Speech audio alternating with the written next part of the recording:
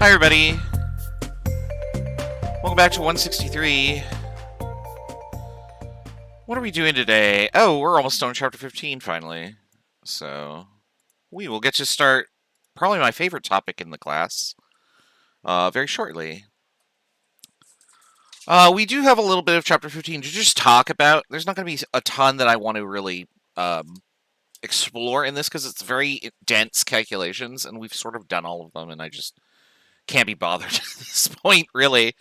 But there are some things that are upcoming, so I did want to mention that, so down at the bottom, you'll notice I removed the probably from Lab 3 this week. I did confirm that the NMR is working. I mean, as of right now, it's working.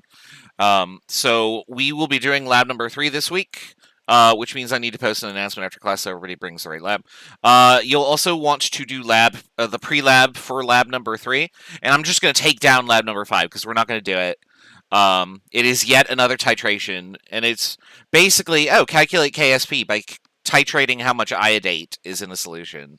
Like, whatever. That's not super exciting. It's mostly just, the calculation does what we would expect it to. Cool, I guess. So, the other thing that's important is that the quiz for chapter 15 is going to be due on Friday, so that I can get that in and get that graded. If you want to turn in a paper copy during the lab on Friday, that is fine. If you would like to turn in an electronic copy, you can do that before the closing date, which is Saturday. Obviously, I can't take a paper copy on Saturday because I won't be there. But, okay, so let's just talk about multiple equilibria for a little bit. Basically, it's just saying that everything is in equilibrium with everything else. And that if you have any two systems in equilibrium, changing one changes the other, which changes anything in equilibrium with that, and so on and so forth.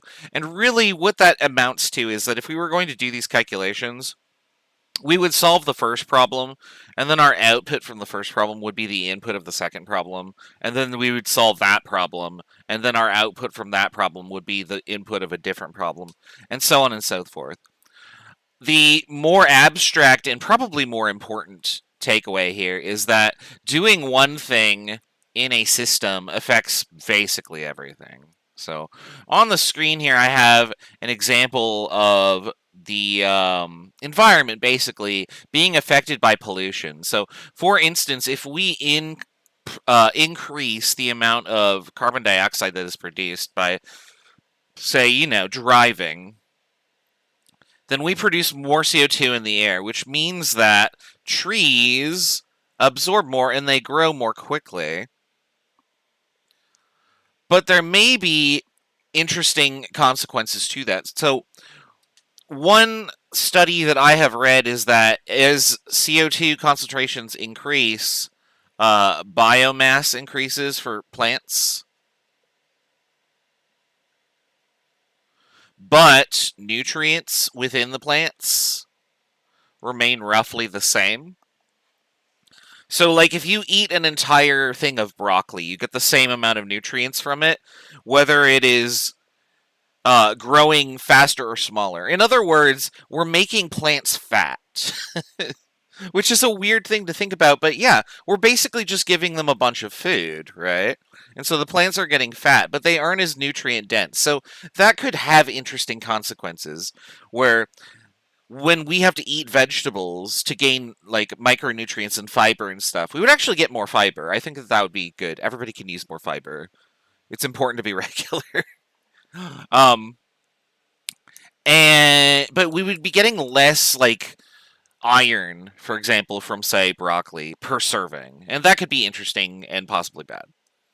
Now, where else does the CO2 end up? Well, if we have more organisms consuming the CO2, you'd think that, if maybe it'll just go up and down and up and down.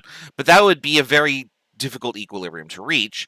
In general, what ends up happening is that we put way too much CO2 in the atmosphere, and it slowly goes up over time.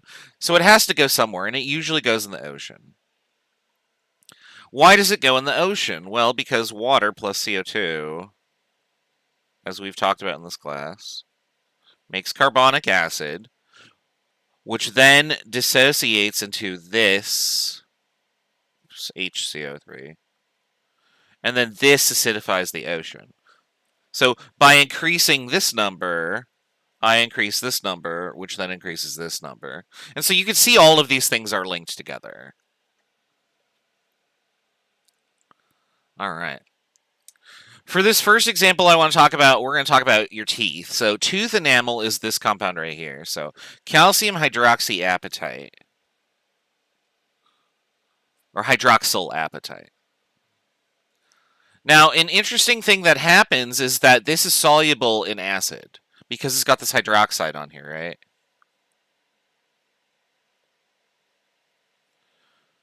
Now, if you can think of any acids that you've consumed, such as like orange juice or lemon juice or even soda, yeah, these all contribute to tooth decay. Oops. Because, like everything with a KSP, it's soluble.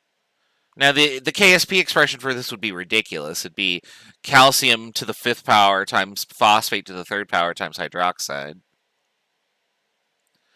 But all you need to do is remove one of these things. So this will react with acid, and actually this one will too, to some extent. But the hydroxide is the most susceptible, which drives the dissolution of tooth enamel towards the right due to Le Chatelier's principle, right? If I remove something from the product side, more of it's going to dissolve. So we need to do something about this. Otherwise, all of our teeth would dissolve away, and then we'd be left with nothing, right? We would die. So what do we do for this? And you might have heard of this solution. The solution is that we replace the hydroxide with fluoride. So that we've already talked about Le Chatelier's principle here. But it turns out that fluorapatite, with this fluoride in here, is actually way less soluble than hydroxylapatite is. Now, fluoride is not exactly abundant in the environment, and the reason for that is because it's toxic. You might have noticed if you looked on the back of your toothpaste, it says, hey, if you eat this, contact poison control. And you might be like, well, wait a second, it's just toothpaste, right? And the reason for that is because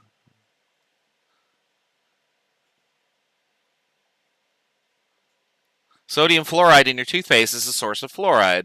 And if fluoride gets in your body,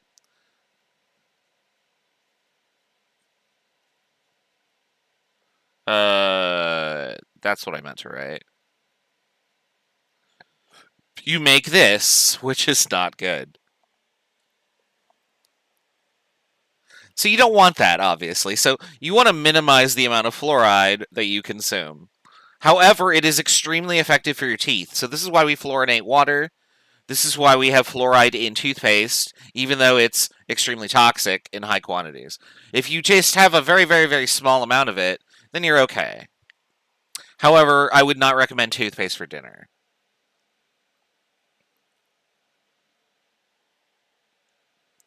All right. I don't really care about these problems. This problem is basically just saying, hey, if I want to make this be less soluble, I should make this number be really big. And so what would I do? Well, I'll fill this solution with ammonia to make this big or something like that. So this problem is about photography. The way that photograph paper works is that there's silver bromide on it, which reacts with light. And when you put that in a solution, the silver bromide will get reduced and it will turn black. And so that you can see the black on photo paper if it's been exposed to light. Anything that has not been exposed to light will just stay as silver bromide on the paper, and we need to remove that. And so that's what's called the fixer solution, which is this. I don't know how many people have done photography. I find photography extremely fascinating from both like an artistic perspective and a chemical perspective. And you can see that there's a lot of stuff in this problem that we can do here. This problem is actually 4 slides. Like, here's the problem. It's still the problem. We're still doing the problem. There's the answer. So I'm not even going to do these questions here. Because, again, it's more or less the process of, oh, okay, I want you to solve for a number and then plug that number into the next problem or whatever. And we've done enough of this, so That's fine. But the point is are there any more slides here? Oh, we have some like equilibrium stuff. The point is that you can do any of the equations that we have done so far in this class. And sometimes I will ask you for like a two-step process. So for instance, let me just get rid of this here. Oops. I think one of the quiz questions is like, okay, I have carbonic acid and it reacts with water. So here would be step 1. And so you'd solve for whatever this amount is.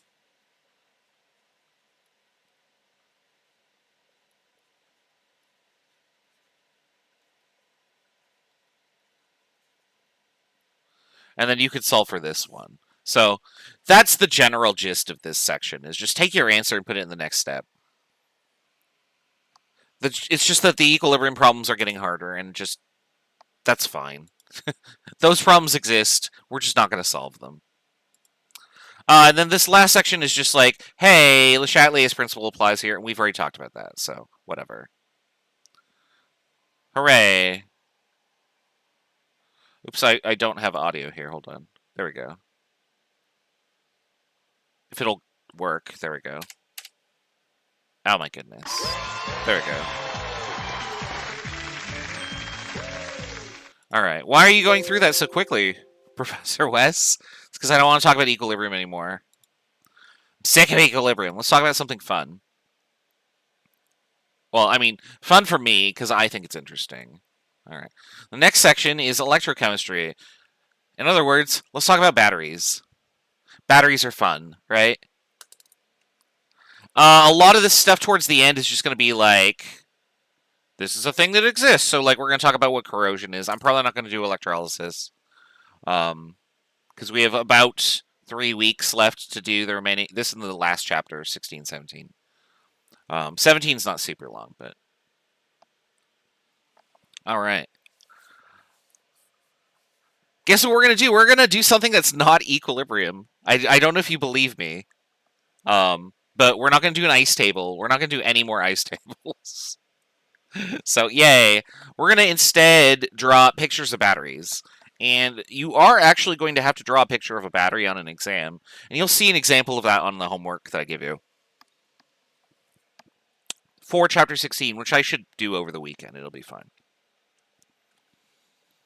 All right, so let's get started. We need to first review something that is done in a previous chapter, and I don't have any idea what chapter we talk about oxidation reduction. So I believe it's somewhere in 162. And then you don't use it really until now. So my intent is to just teach it to you from scratch. So the first thing we're going to do is talk about what a redox reaction is. This is a special type of reaction that is... Special is kind of a bad term for it because it's extremely common. But it's not something that we have thought about in chemistry so far. We've dealt with reactions that involve charge, but we have not dealt with reactions where one of the reactants or products is an electron. And that's what a redox reaction is. A redox reaction is a reaction that involves electron transfer. So you might think, oh, it's just stuff that's being ionized, right? And yes and no. Actually, now I think about it, yes and yes. We do produce ions, but not always in the way that you would think, I guess. So you can ionize virtually anything. But we might not, like, just create ionic compounds. So here's our first example. What we're going to do is we're going to talk about calcium metal here, and we're going to count its electrons before and after, and we're going to write that as a reaction. So here's my calcium. And after the reaction is done, I get this. So I'm reacting calcium in a solution of acid, H+. And the result that I get is hydrogen gas and calcium 2+.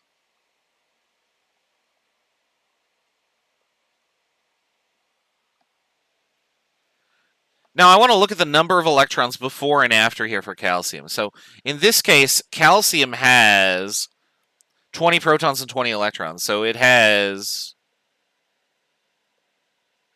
We'll say 20 electrons total. You could also say just 2 valence electrons is fine.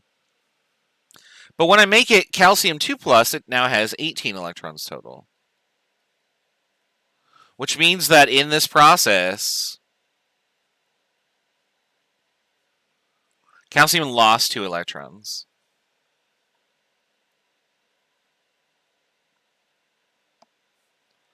If I look at hydrogen here,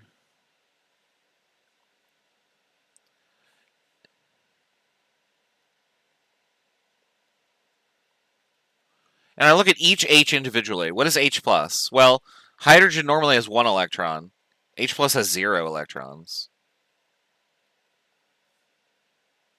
Over here, now I have H2, which is neutral, so each hydrogen has 1 electron.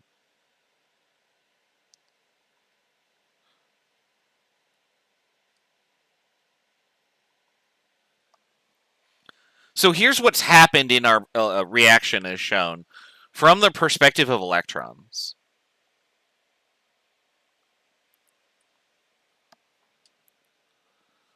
What we're going to do is we're going to assign terms to these things. So whenever I lose electrons, we're going to call this type of reaction an oxidation. Oxidation means losing electrons. We're going to call the other process where you gain electrons reduction. Why is it called reduction if we're gaining electrons? And the reason that we call that a reduction is because we're reducing the overall charge. Electrons are negative, right? So we're reducing the charge from, say, +1 to 0. It got reduced. So when you give things electrons, you're reducing them. When you take things, electrons from things, they are being oxidized.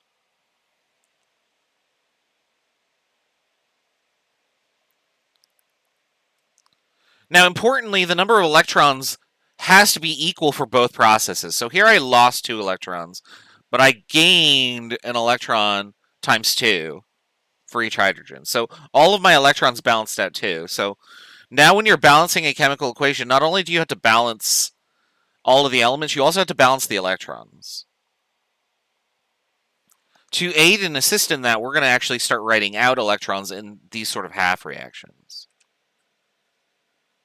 So again, just to summarize, when you lose electrons, that's oxidation, and when you gain electrons, that's reduction.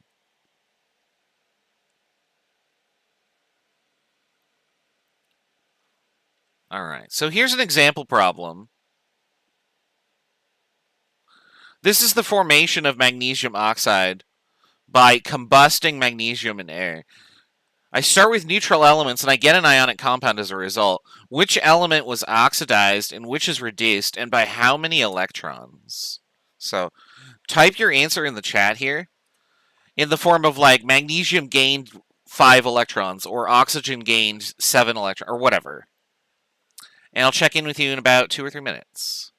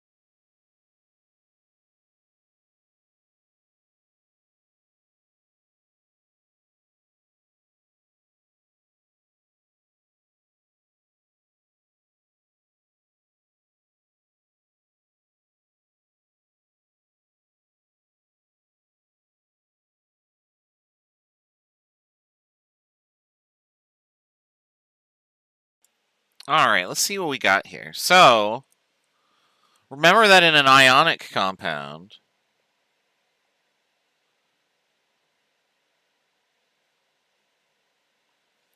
the charges always have to balance to 0. And we know that magnesium will form a 2+ ion and oxygen will form a 2- ion, because we talked about that at great length in 161, about how we satisfy the octet rule, and all those good things way, way back, like 2 or 3 quarters ago, right? So now we can look at this from the perspective of magnesium turning into this. So this magnesium lost 2 electrons, so it was oxidized.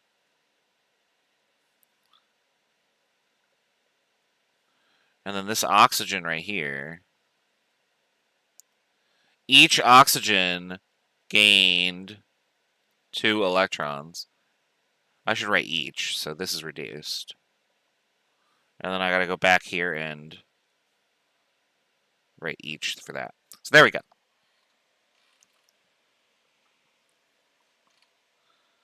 So magnesium was oxidized and oxygen was reduced.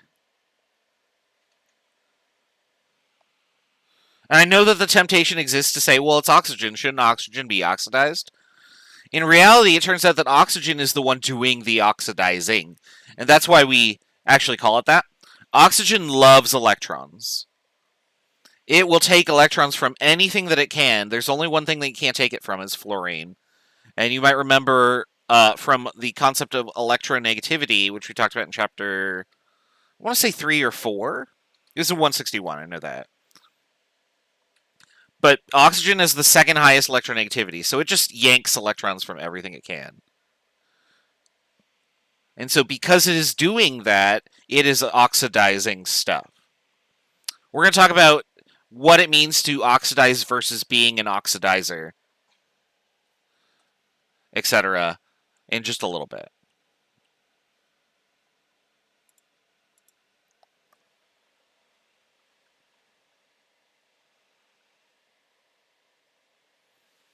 All right. Sometimes it's kind of hard to see what the charges are on ions, like before and after these electron transfers occur. And so what we do is we assign what are called oxidation numbers.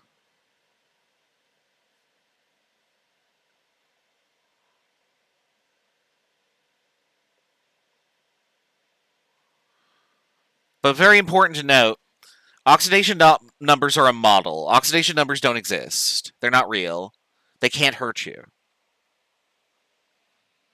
So what we're going to do is we're going to calculate the oxidation number based on a series of rules. And the rules are generally just assume everything is ionic.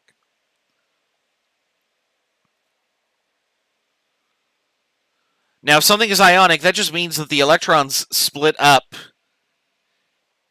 along the lines of I am more electronegative, I get the electrons, you don't.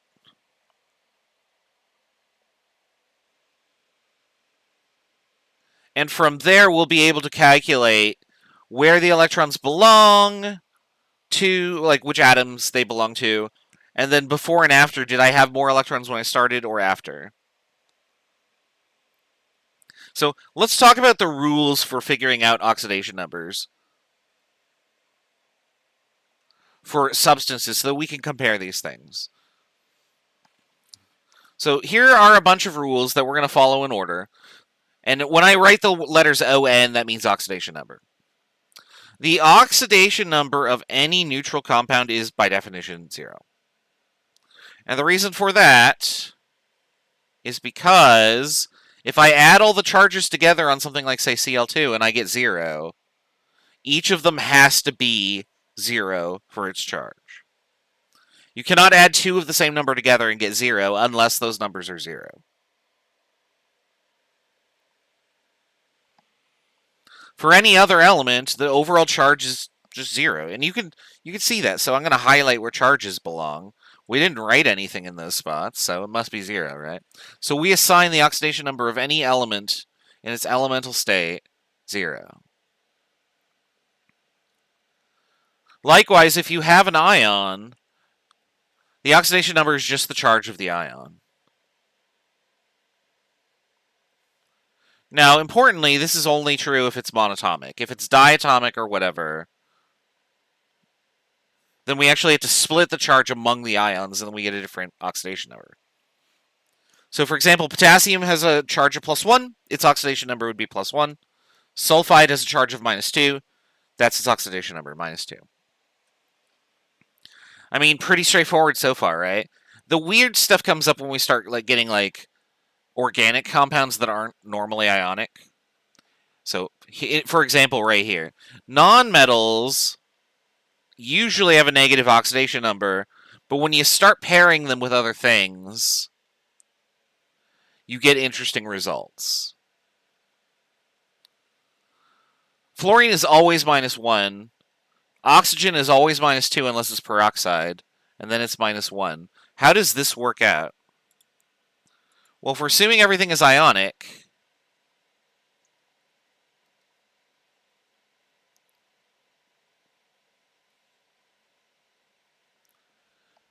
I've got 2 oxygens and the total charge is -2, so each must be -1. Peroxide is very weird, and it's also very reactive. Oxygen doesn't want a -1 oxidation number. It prefers to have a -2. So when you do something with peroxide, it will usually be very, very, very reactive. Hydrogen will have a +1 charge when it's bonded to nonmetals, like, say, carbon. But if you bond it to a metal, you actually get a -1 charge.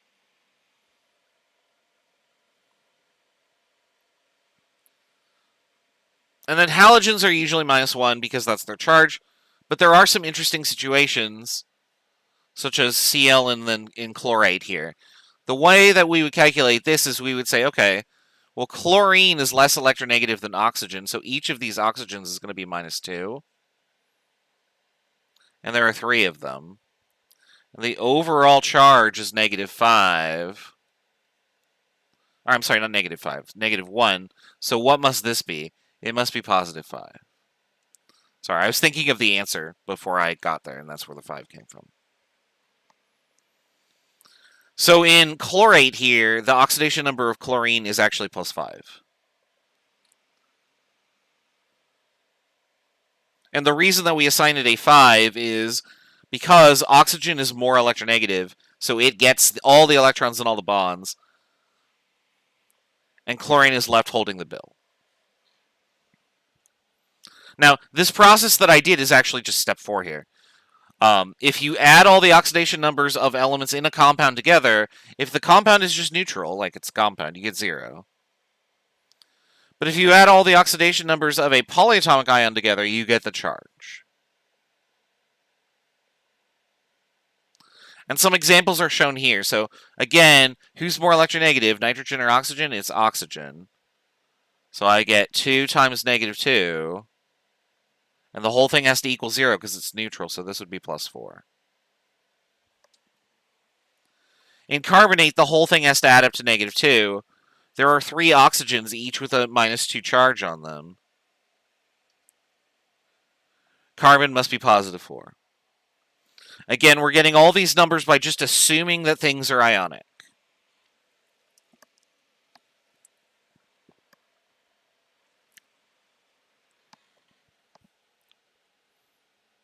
All right. On the board, I have a bunch of... Do I have anything after that? I don't. Okay. I have a bunch of compounds, and they all contain sulfur. Every one of these, I believe, has a different oxidation number for sulfur. And so what I want you to do is, for each of these problems, tell me the oxidation number of sulfur. The other substances, you can figure out what their charges are because they follow the octet rule and also the descriptions that we listed earlier in those first 4 steps, 1 through 4. So go ahead and give this a shot. We'll go over the answers in just a little bit.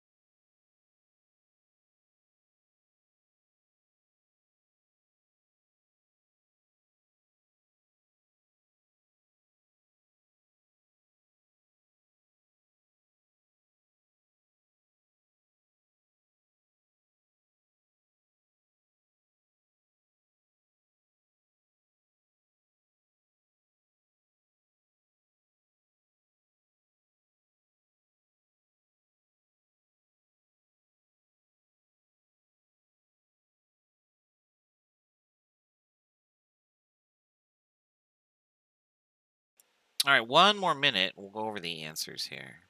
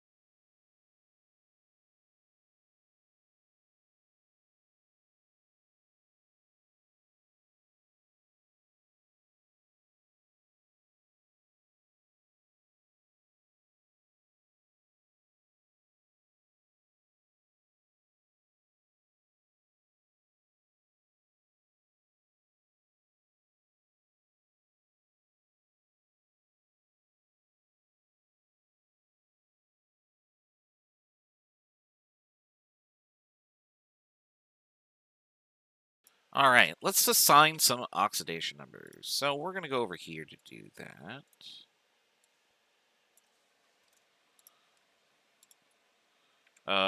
That's not what I meant to click on. I meant to click on this. Ah, that's wrong. There we go, that's right.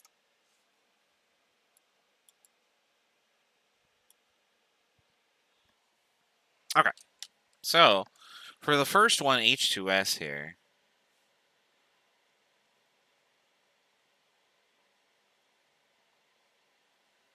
we know that hydrogen bonded to a sulfur means that H appears as H+.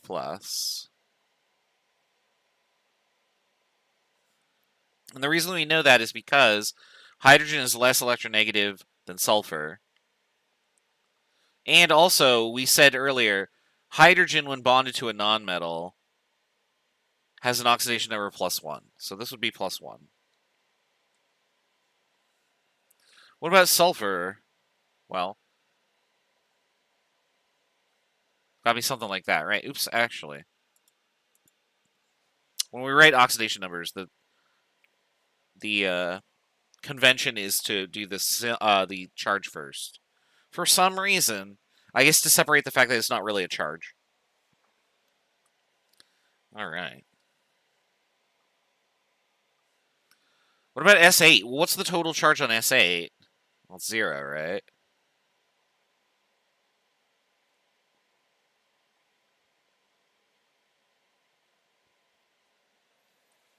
There you go.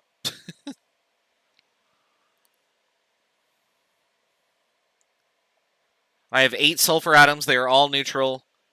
They all have to have the same charge, and they all have to add up to 0. So they're all 0.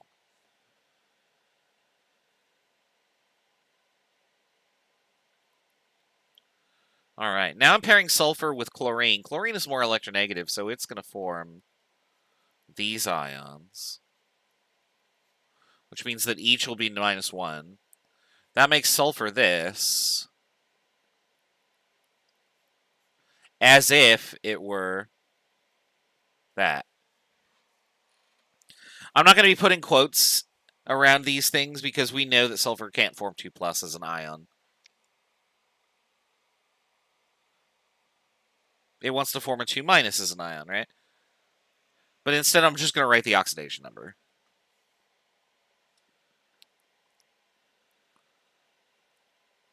All right, for sodium sulfite here, that's not what I meant to write.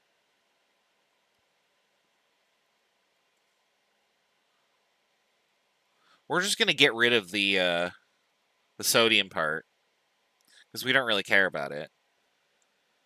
And then now all of the charges have to add up to -2. So I've got -2 for all of my oxygens, and I've got 3 of those. Which means that sulfur needs to be +4. Because +4 and -6 make -2. And then for SO4 2-, same thing.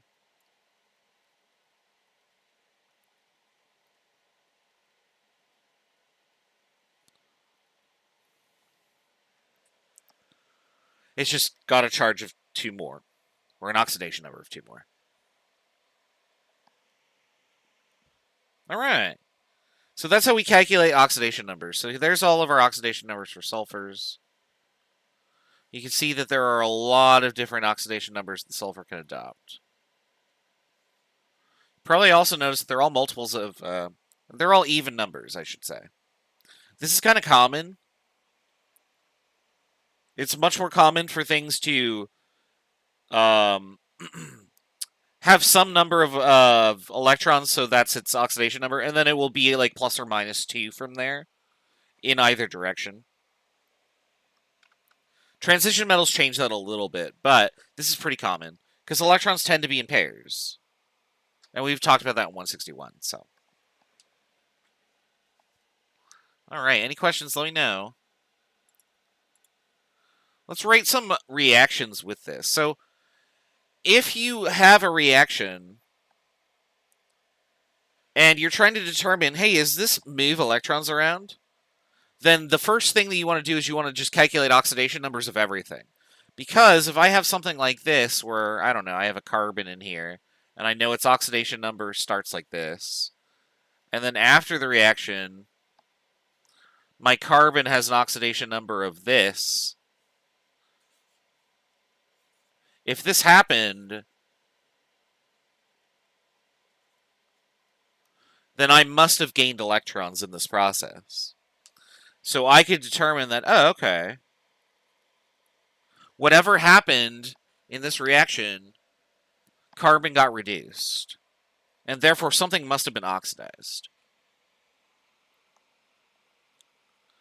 We're going to care about whether something is a redox reaction or not, because if we want to make a battery out of it, we have to move electrons, right? I cannot make a battery out of something that is not a redox reaction. If no electrons move, then that's not helpful to us. We can't make a battery.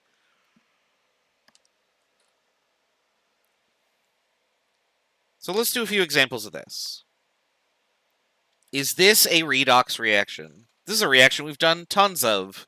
We spent an entire chapter for like 3 or 4 weeks on it. Well, let's see. I'm going to write the oxidation numbers of all the elements down here.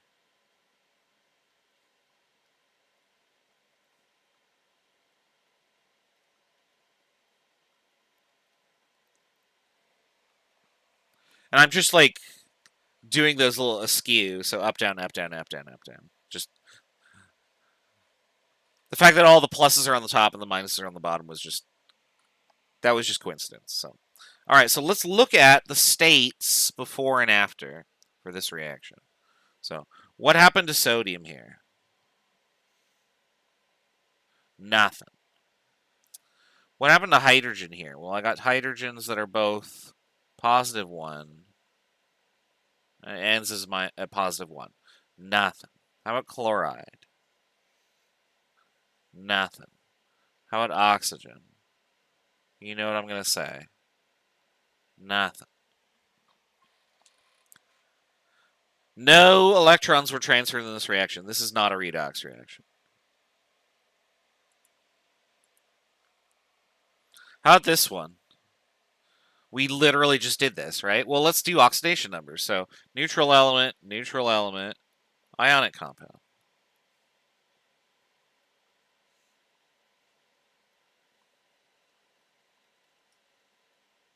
Well, this one was oxidized because it lost 2 electrons. What about this one?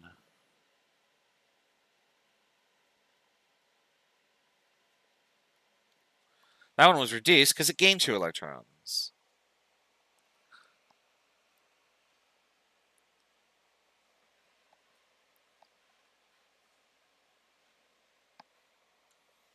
So that's what we're going to be doing, is we're going to be looking at reactions and trying to figure out, okay, where did the electrons move from and where did they move to?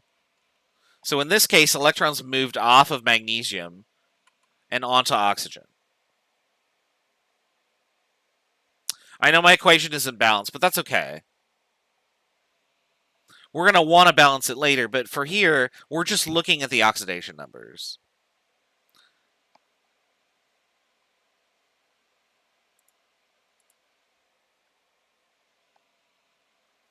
All right. So I'm going to give you a few reactions here. And I want you to tell me which ones are redox and which ones are not redox. And the way to do this is to just go through and assign all the oxidation numbers to everything. Now, I did put a caveat here because this was just the example I grabbed. This right here is this ion. And this is actually mercury with a positive 1 charge.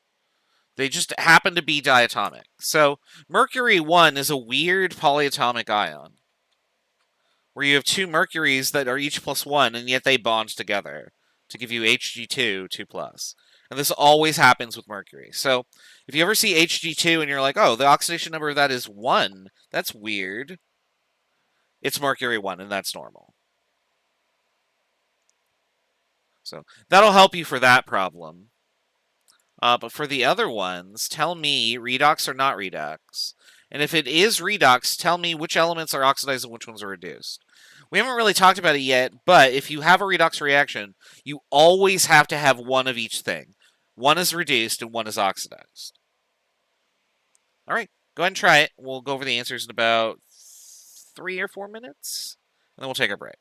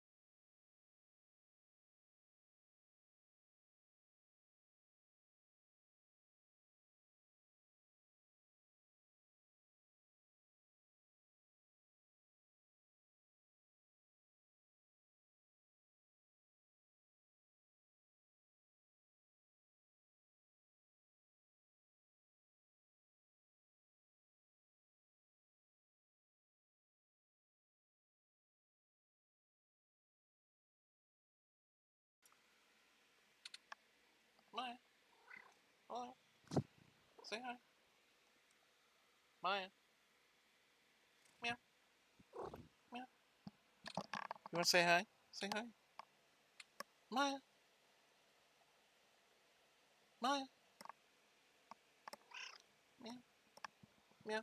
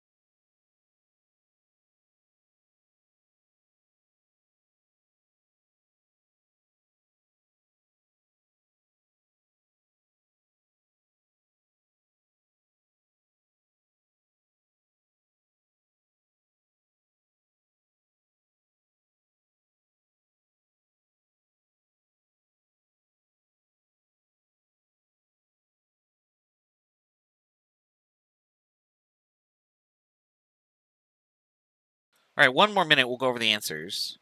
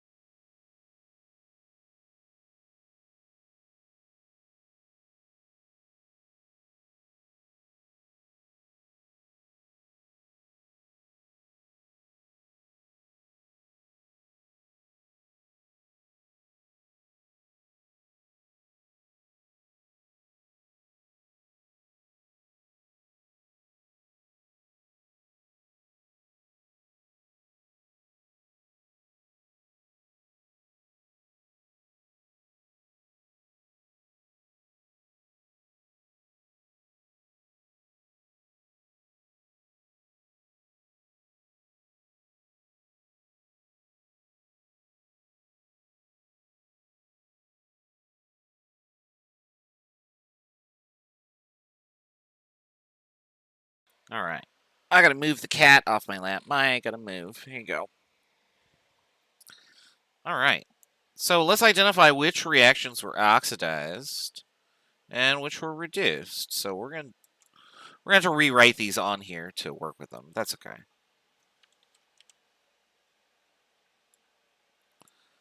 All right. So we've got tin,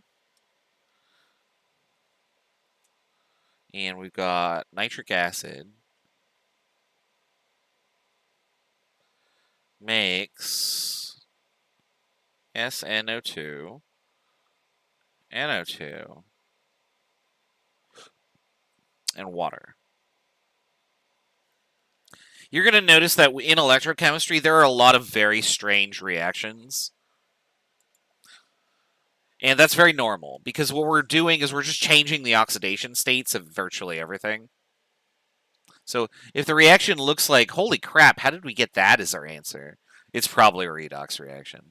And this is definitely weird looking. Like, I'm turning nitric acid into water? Huh? Yeah, that's strange, right? And the reason that that's strange is because we're going to change all the oxidation numbers on everything. So let's do oxidation numbers. So this is a neutral element by itself, so it must be 0. I've got H, which is +1, oxygen, which is -2 each. So the whole thing has to equal 0. So I got 2 times, or -2 times 3 is -6 plus 1 is -5. So this nitrogen must be +5 to counter that out. And then over here, we would look at our tin. Oxygen is still -2. This tin must be +4 to counterbalance the -2 times 2 that we have. And we got, again, oxygen -2. Nitrogen must be +4. And then finally, for water over here, oxygen is -2 and hydrogen is +1. And so now what we do is we just look at what's different.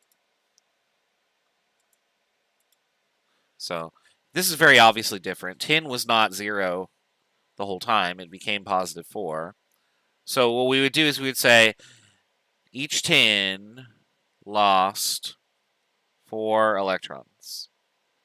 So tin is oxidized.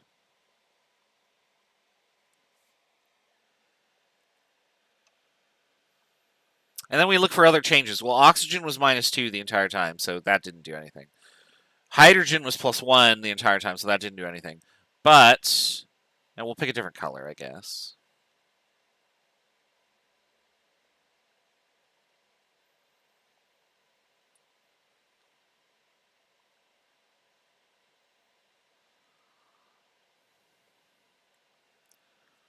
So over here,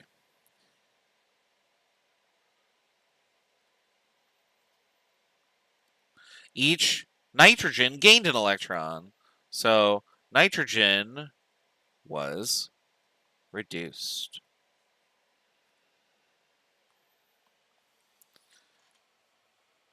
Now, I lost 4 electrons per tin, but each nitrogen only gained 1 electron. But there are 4 nitrogens, as you can see.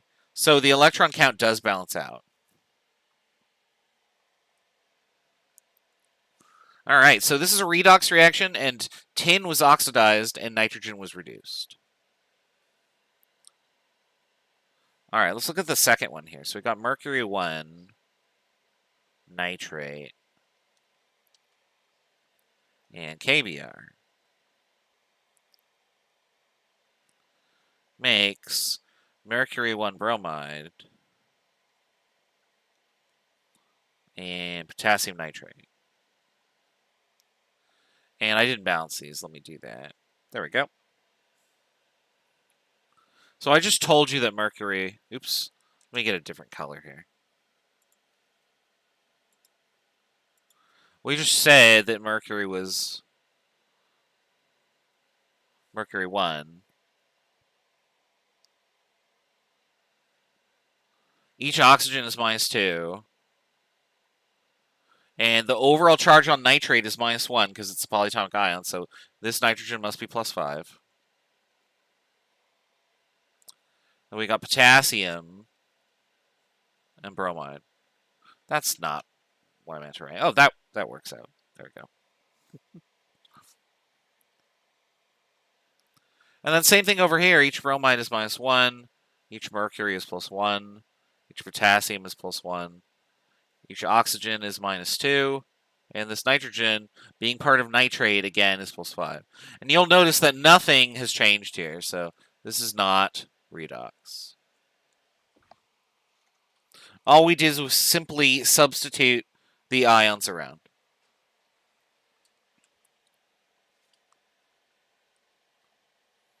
And then for the last one here, we got 4 aluminum, 3 oxygen, makes 2 aluminum oxide.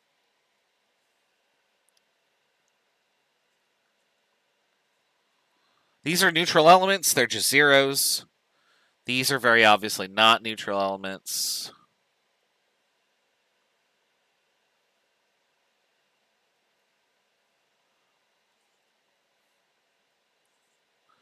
So each aluminum lost 3 electrons. So aluminum was oxidized. And then each oxygen gained 2 electrons. And so it was reduced. All right. So that's oxidation reduction in a nutshell. When we come back from our break here, we are going to start writing out simple reactions to show the transfer of electrons, and then we're going to do some stuff with that. So we'll return in 10 minutes. Might go a little bit over today. Oops, my timer looks stupid because I was using it for a different game last night. Hold on. Boop, there we go. All right, let's start this. We'll get the music going. We'll have some windy melodies for a windy day up here in Everett today. 40-mile-an-hour winds is what they're calling for. So let's get a song that evokes that.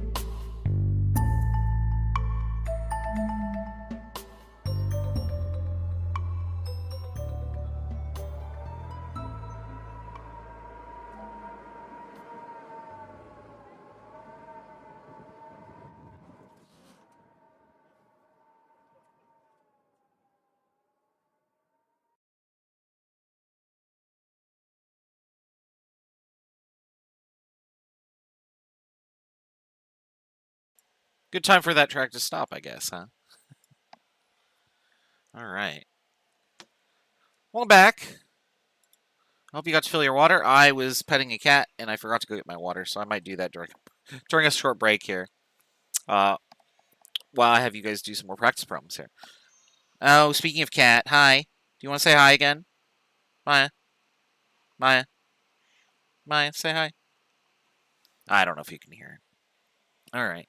Like I mentioned before, oxidation and reduction reactions always have to occur together. You can't have only one in a chemical reaction. Now, we can write them as individual halves separately, but those will always just be half reactions. And we'll need to put both halves of the reaction together to get a full chemical reaction that is actually occurring. Now, perspective is an important thing to consider here. Something in a reaction will be oxidized, which means that it's going to lose electrons. Some substance will therefore be performing the oxidizing and will itself be gaining the electrons. And so the lingo that is used here is the following term. Oxidizing agents remove electrons from things. In other words, whatever is being reduced is doing the oxidizing. It is an oxidizing agent. Likewise, you can have a reducing agent where you have something that reduces things, and it itself becomes oxidized. So I've tried to color code these things here, where oxidation is red and reduction is blue. So if something gives away electrons, it is called a reducing agent, but it itself gets oxidized, which is why it's in red.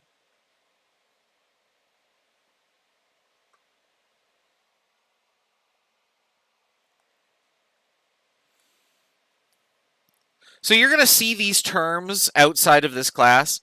What is an oxidizing agent? An oxidizing agent would oxidize something. For example, oxygen is an oxidizing agent. But what happens to the redox status of your oxidizing agent? Well, it gains the electrons it took away from something and is therefore reduced. So it's confusing if you aren't careful about the lingo. So you do have to think about where the electrons are coming from and where they're going to. Here's an illustration of this.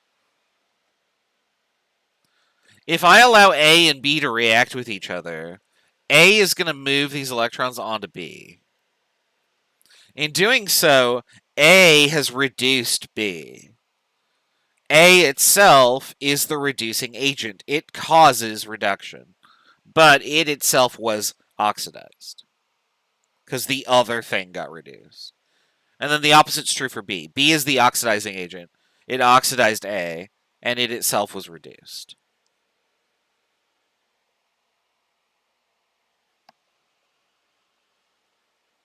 All right. Here's our favorite reaction that we're just using as our template today. So which element is the oxidizing agent, and which one is the reducing agent? So if I write out all the oxidation numbers again, we can see that magnesium got oxidized, and therefore it must be the reducing agent, because it gave its electrons to something else to be oxidized. Whereas oxygen here, oxygen is reduced, therefore it must be the oxidizing agent. Oxygen is taking electrons from things. It is oxidizing things.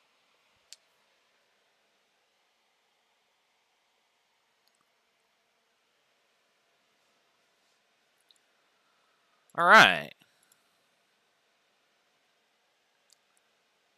So I'm going to give you some reactions. Oops. There we go. And what I want you to do is I want you to identify for each reaction, something is oxidized and something is reduced. Assign the terms oxidizing agent and reducing agent correctly to the elements that are involved. I'm going to go fill my water, but I'm going to give you like 4 or 5 minutes to try this, and then we'll go over the answers together.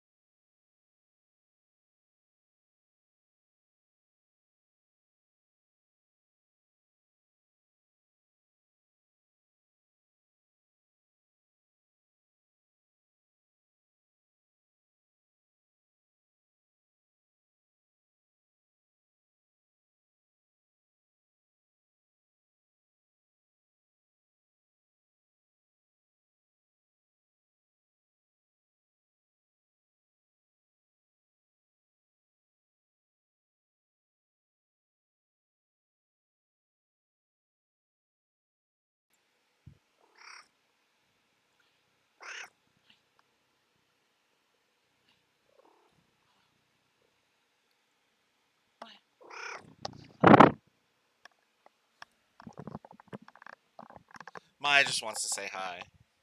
She just keeps jumping back up here.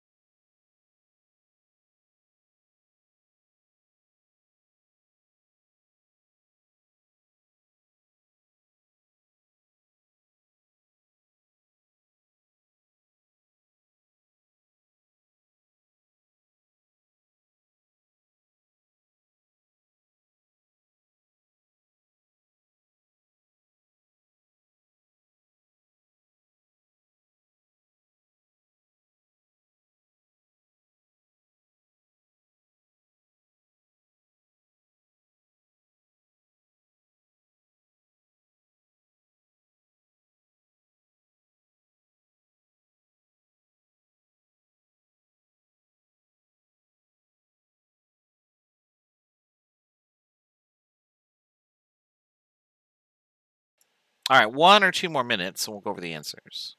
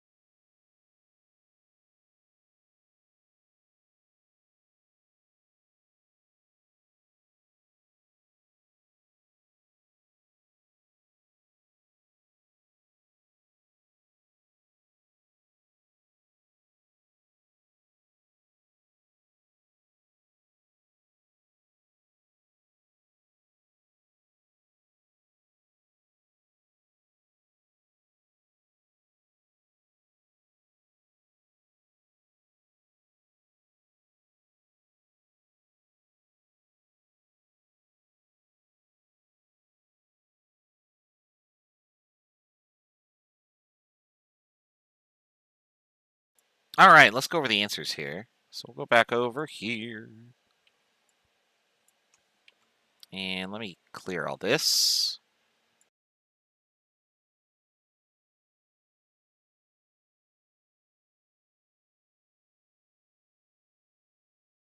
There we go.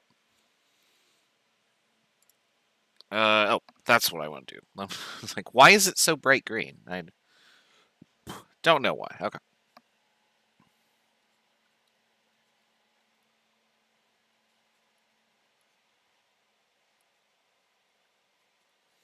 All right, so if I write down my oxidation numbers, let's make this a little darker. So, neutral elements, neutral element, and ionic compound. So we would say that for lithium, and then for chlorine here,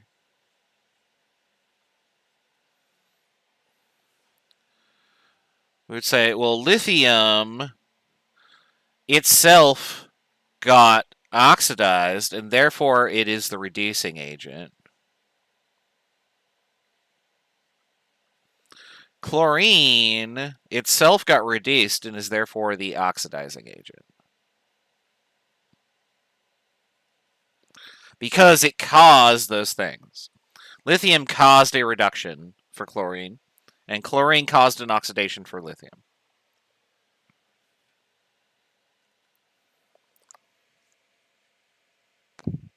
All right, we got this one.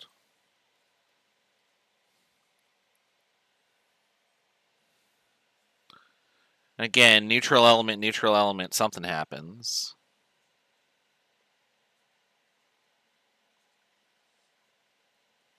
I didn't mean to put the minus over there.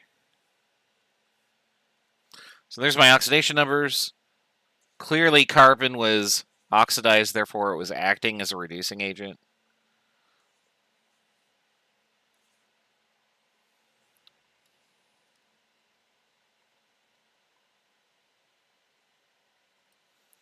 And then oxygen, surprise, surprise, is the oxidizing agent. It caused oxidation. And then finally, this weird reaction at the top here, where I like have charges that just kind of don't seem to be doing anything. In fact, this is going to be one of the easier redox reactions that we're going to look at is stuff like this. Because if I'm looking at oxidation numbers for these ions, it's very easy to just do this. Oops. It's also easy to just copy the charges down and not put them on the right side for oxidation number. There we go.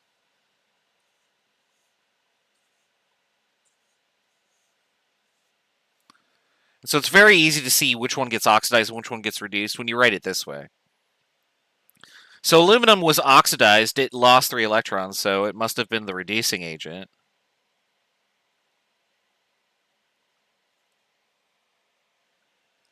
And then tin got reduced, so it was the oxidizing agent. There we go. All right. Any questions, let me know.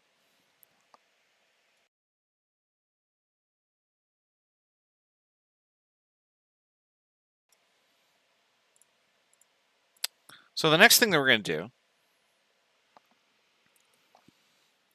is we're going to take reactions and try and balance them so that we can see what happens when we allow the redox reaction to occur. Now, you balance chemical reactions in 162. It's like one of the first things that you do. And it's pretty trivial, right? You just change numbers to balance the inventory on both sides. But now there's an extra step here, and we have to consider charge. So the charge on both sides has to be equal. And what I mean is the total amount of charge. So all the positives and all the negatives have to add up to the same. Might be 0, might be +3, might be -2, who knows? If we balance out the charge, then we will have the same number of electrons on both sides of the equation, and everything will work out. So we're going to be playing with electrons here. And a way that we're going to make balancing these reactions pretty easy is to look at these half reactions, which include our electrons. A half reaction is one of these two things. Either it's the oxidation or the reduction. And I'm going to write them like this. I'm going to write the reduction first, and whatever it is. And then I'm going to write the oxidation, and whatever it is. And then the whole thing is the redox, and you just sum the two together. So you do your red, you do your ox, and then you write your redox, right? Or redox.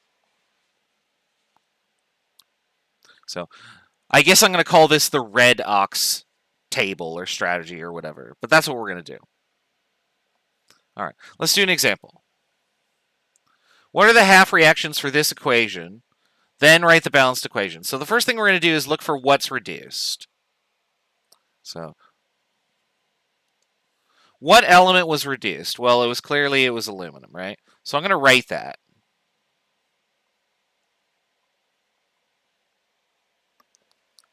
All right. Is my reaction balanced for charge? Obviously it's not, right? I have +3 on the left and 0 on the right. So what I need to do is I need to do that. So what we're going to be doing for a lot of this process is adding electrons to balance charge.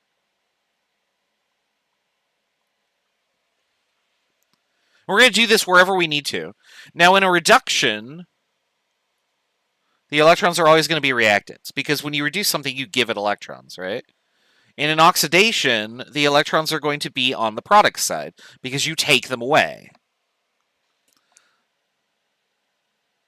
So let's do that for our oxidation step. So what element was oxidized? Well, copper here became copper 2+, so it lost 2 electrons. So I would write it like this. And to balance out the charge, I would do that.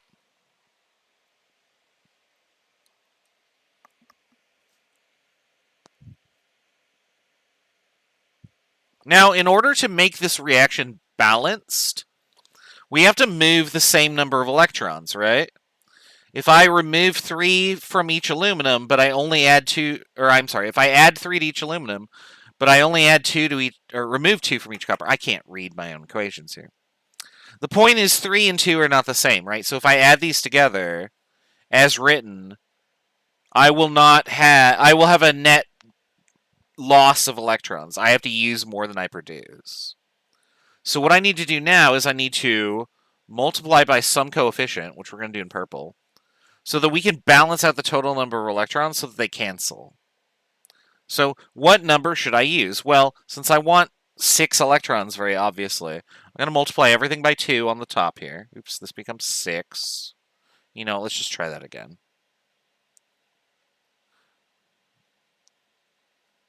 So 6 electrons and then 2. And then we're going to multiply this one by 3.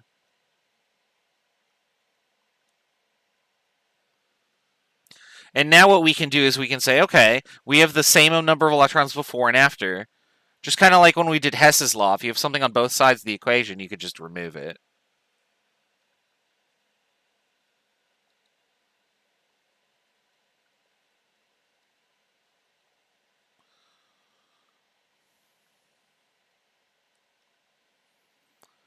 And then there we go. We have balanced the redox equation.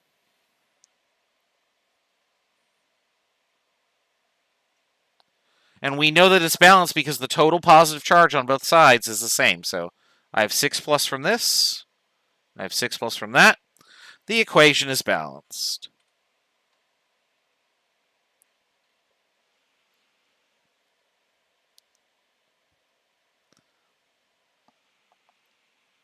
So to summarize what we did, step 1, write out your reduction.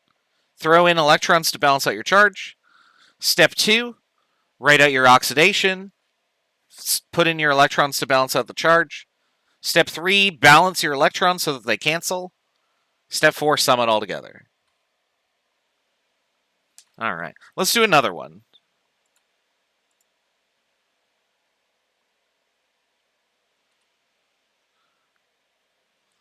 All right, now this one's a little bit more complicated. You'll notice this right away. There's an issue.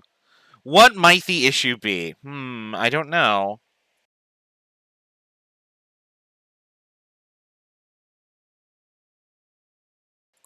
All right, very good. You've noticed that there's an oxygen there that doesn't appear on the right? Now, this is still a redox equation because we're going to pass electrons around. But we're going to need to show where this oxygen comes from or goes to. And the way that we do this is we're going to balance the reaction in a certain type of solution. There are 2 types of solutions that we can use. Well, there's 3. There's a neutral solution.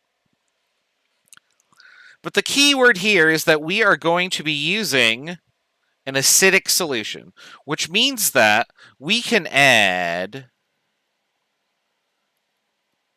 these things to our solution to balance out charge and oxygen. So in other words, we're going to do this reaction with just a few more steps. The previous one, we didn't have to do that. There were no oxygens that were needed to be balanced out. But this one there are. And so what we're going to do is we're going to come over here. Once I get the page set up here.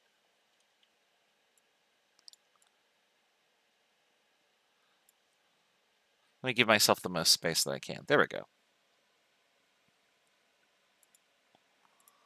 All right. So let's first find all the oxidation numbers. So we've got iron 2+, which is +2.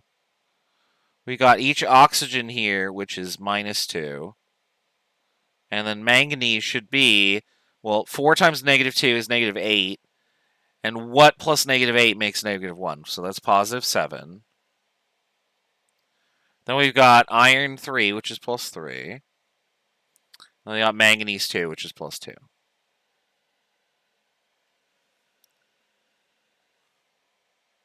So our iron here is that. So iron got oxidized. And then manganese got reduced. So let's write this out. Let's do our reduction first. So red would be manganese.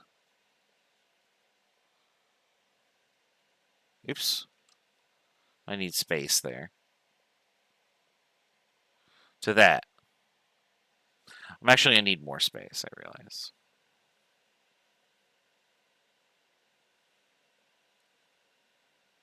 All right, what the heck do I do now? Well, first of all, let's balance out the electrons, right? I know that I had an oxidation number of 7 going to 2. In order to do that, I would need to gain 5 electrons. That will get my oxidation number from 7 to 2. So that would balance out electrons for manganese. But I need to deal with these oxygens. And the way that we're going to do that is to balance oxygen, we're going to add H2O, then H+.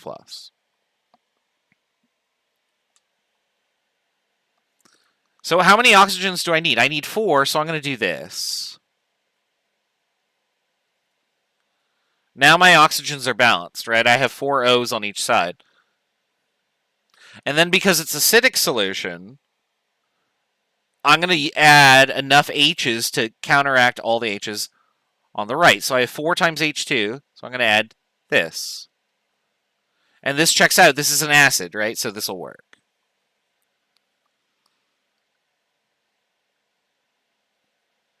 And now if I balance out all the charges, believe it or not, now it's actually balanced. Because I have -1, -2, 3, 4, 5, 6. Because I have 5 electrons plus this is -6. Plus +8 is +2, and then this is +2. So we've actually balanced out the charges in this way while balancing out all the elements. And sometimes you have to do it this way. If you have an oxygen present, then you have to invoke water, and you need to be either in an acidic or basic solution to do that. All right, so there's our reduction. Let's do our oxidation. That one's not as bad. That was iron 2 plus becomes iron 3 plus. Where's the electron go? Well, it's an oxidation, so I got to do that. And then before I sum everything together, I need to cancel out my electrons, right? So we're going to just multiply this row by 5.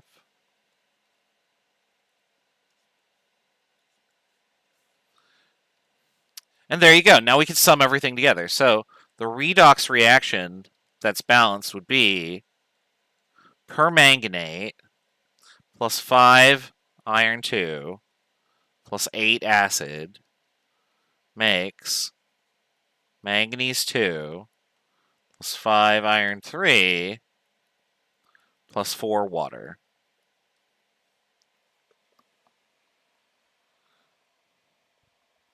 Man, balancing reactions is weird now, isn't it? And that's expected because we're adding a bunch of different stuff and we're doing a different type of reaction. So now we can check our work. We got to make sure that all the charge is balanced. So here I've got -1.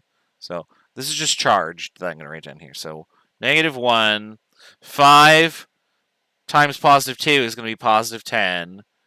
This is +8. So the total on this side should be +17. And then we've got 2. 5 times 3 is 15. Look at that. And all the elements balance because we checked that earlier. So our reaction is balanced. There's 17 positives on it, but it's balanced. And this is actually what happens. We just counter this with other ions that don't show up because this is essentially a net ionic equation.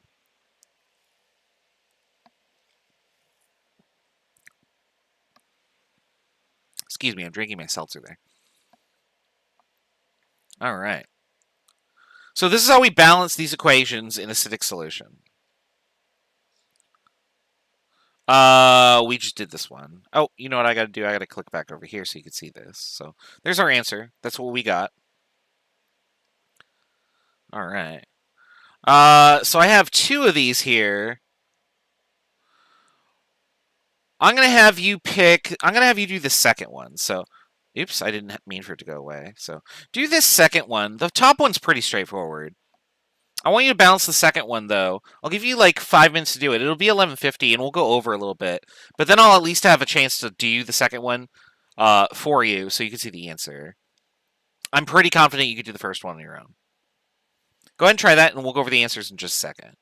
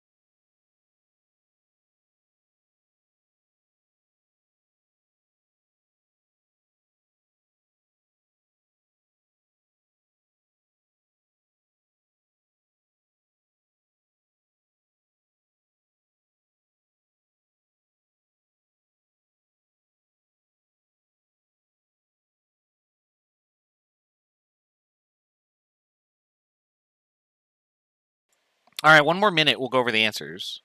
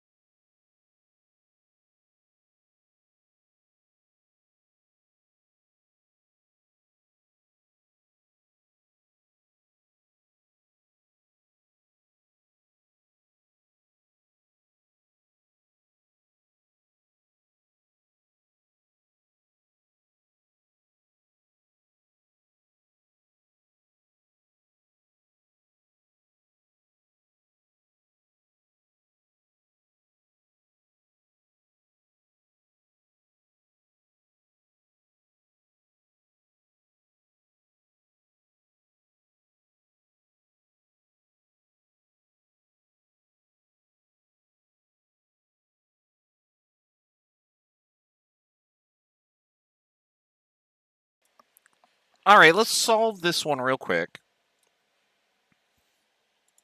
I'll come over here. Oops, I didn't actually get the equation in there. All right, we'll just put it there for now. That's fine. All right, so we need to find out what's reduced and what's oxidized. So copper is 0. Each oxygen is always -2. So that means that this nitrogen must be, well, 3 times -2 is -6. The whole thing has to equal -1, so this has to be +5. This copper is 2. And then oxygen is -2, and then +4. Let me get rid of this. All right, so copper went from 0 to 2. So it was oxidized, and nitrogen was reduced.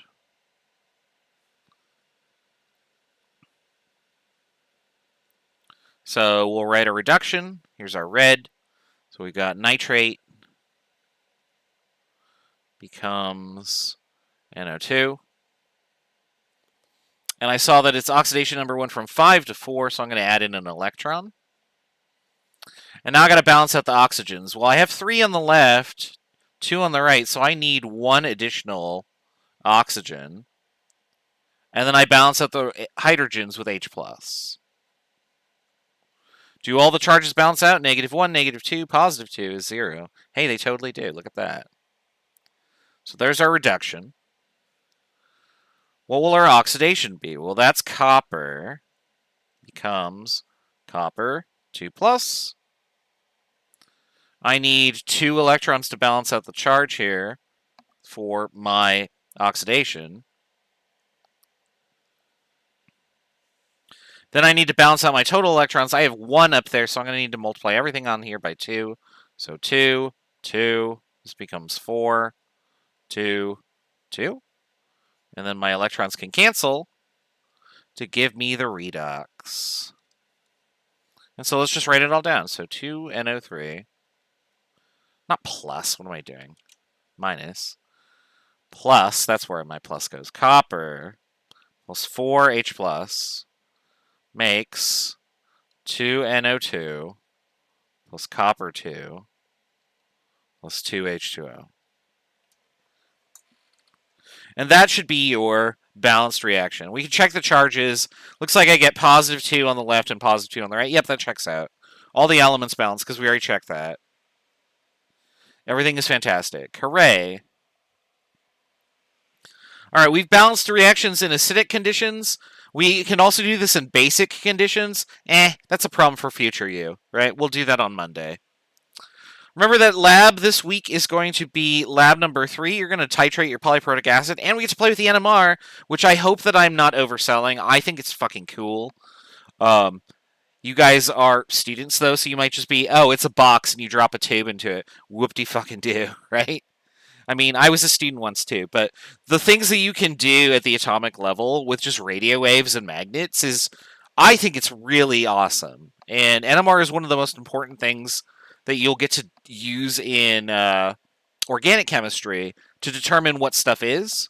So we're going to talk about that on Friday. Make sure you read the lab, though, because NMR and interpreting the signal is a little bit confusing. And if you make a mistake on the pre-lab, I mean, it's like half a point on your 5-point pre-lab. We'll fix it. As long as you understand, as long as the point is that when you leave that lab, you understand how to basically read an NMR spectra. So, all right, that's all I got. We'll hit this button for this music. The quiz for Chapter 15 is due on Friday. It closes Saturday, and then we're doing lab number 3. See you on Friday.